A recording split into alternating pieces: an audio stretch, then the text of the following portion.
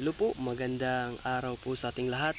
So, ito po si Baguhang Magbababoy.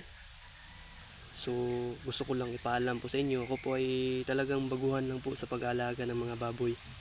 So, nagsimula po ako sa isang inahin, isang baboy, at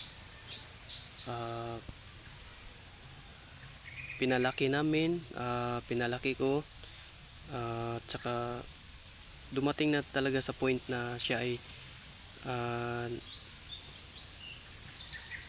pwede na po siya pakastahan. So ayun, na accomplish po yung pagpakasta. Siya po ay nabuntis at saka siya po ay nanganak. Hanggang ngayon ako po ay gumagawa ng vlog po tungkol po sa pagbababoy. So ako po ay taga Mindanao, particular po dito sa Uzami City. So sana po ay suportahan ninyo yung Baguhang Magbababoy, yung YouTube channel ko po. Ito po talaga ay bago lang po. So gusto ko pong ibahagi ang kaunting mga diary po tungkol sa pagbababoy, kasi pangarap po talaga na magkaroon ng piggery business noon pa man. So ngayon ako po ay nag-uumpisa sa isang inahin.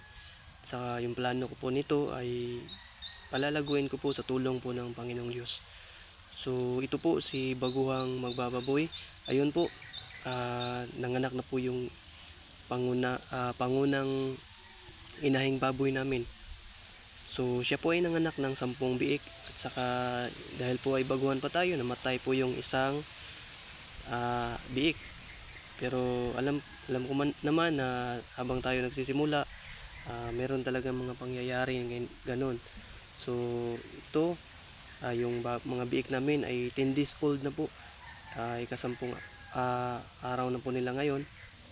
So ako po ay gumagawa ng maliit lang po ito na video about po sa pagbababoy. Sana po ay suportahan po ninyo ang aking vlog.